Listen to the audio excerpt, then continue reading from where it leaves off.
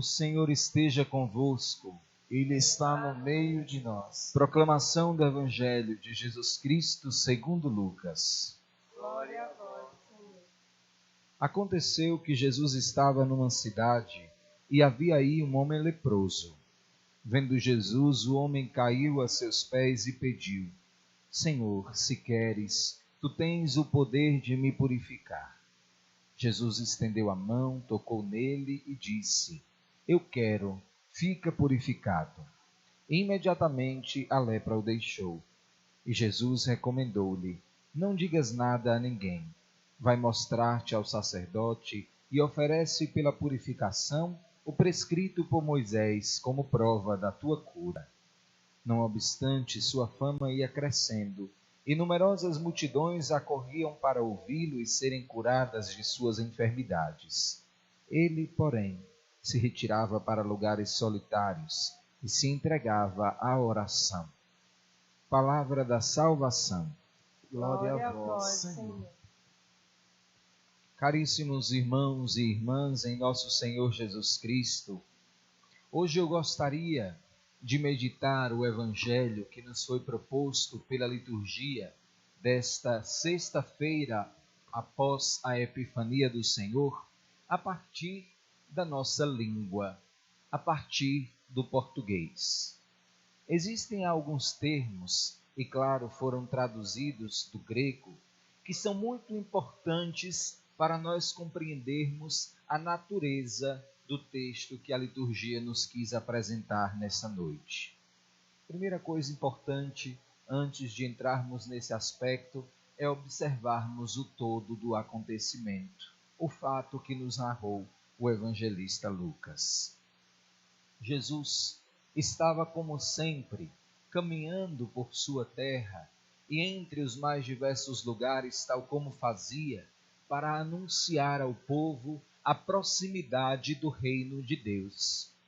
E nós sabemos que alguns sinais acompanhavam os discursos de Jesus, entre eles a expulsão dos espíritos malignos, as curas e os milagres.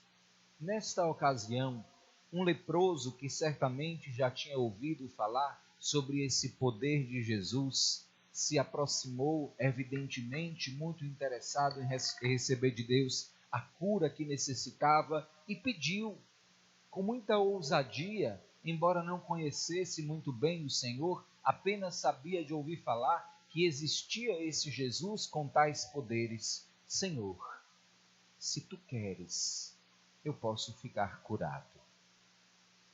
Meus irmãos, aquele homem recebeu de Deus o dom da fé apenas olhando para Jesus. Ele não sabia da procedência de Jesus, ele não sabia se Jesus viria a ser um charlatão. Ele olhou para Jesus e percebeu que o poder era autêntico. Confiou: eu sei que se tu quiseres, eu posso. Primeira palavra importante, Jesus disse: eu quero. Meus irmãos, um ponto importantíssimo, e aqui é preciso que nós venhamos a deter a nossa reflexão no que vem a significar a palavra quero. Jesus deliberadamente, por livre e espontânea vontade, curou aquele homem, atenção, porque quis. Eu quero. Não existiu por parte daquele homem nenhuma tentativa de persuadir a Jesus através da sua eloquência, talvez ele pudesse. Não quis atrair a misericórdia de Jesus, fazendo-se diante dele um coitado. Pobrezinho de mim, leproso nessas circunstâncias, tenha dó, Jesus, usando da sua própria condição para atrair a compaixão de Jesus. Não. Ele pediu, Jesus disse: eu quero. E a Bíblia diz, logo depois, imediatamente ele ficou curado. Porque o querer de Deus é um operar imediato. Deus pensa na luz e a luz é feita. Deus pensa na cura e a cura é feita. O que Deus pensa se executa. Deus quis, imediatamente o homem fica curado.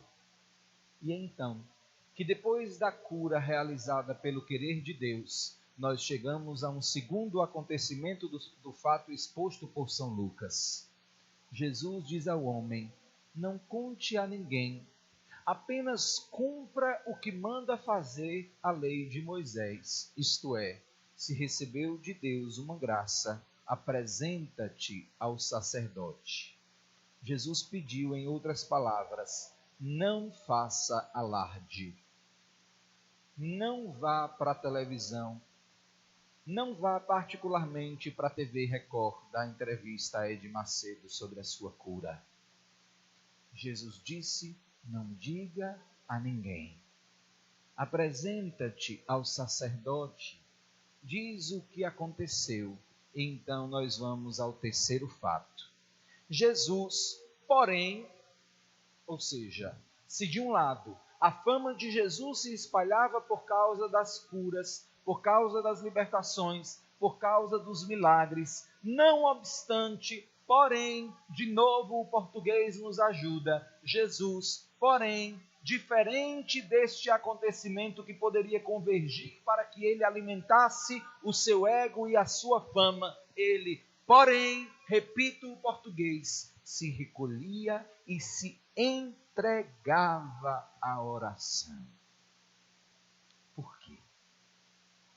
Jesus poderia fazer com que o seu poder fosse ainda mais conhecido, fazer daqueles milagres uma apologia à sua condição de Messias. Quem sabe isso evitaria até a sua morte, porque testificaria o seu poder. Jesus tinha, no entanto, compreendido que entregar-se à oração, que entregar-se à meditação, que entregar-se nos braços de Deus por meio da intimidade era mais importante do que qualquer cura, do que a fama, do que o poder, do que submeter as pessoas aos seus pés por causa do poder que possuía. Jesus estava interessado em ser íntimo do Pai. Observando o modelo de Jesus, perguntemo-nos, nesse texto, onde nós nos aplicamos?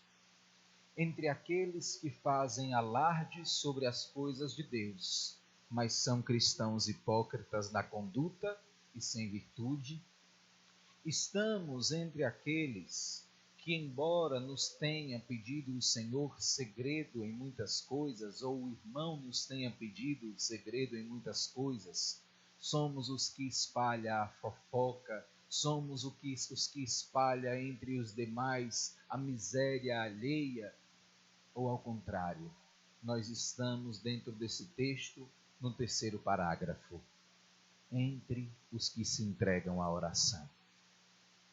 Irmãos, não sejamos os buscadores de milagres.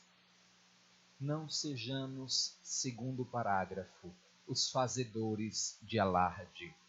Sejamos Jesus do terceiro parágrafo, aqueles que se entregam a Deus em oração, porque entenderam que a intimidade é mais importante do que qualquer outra coisa e ocupa na hierarquia dos nossos valores o primeiro e absoluto lugar.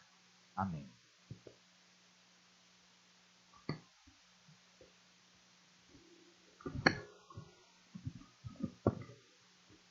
Elevemos com toda confiança ao Senhor as nossas preces, pedindo que, a exemplo de Jesus, sejamos homens e mulheres entregues à oração e à intimidade com Deus.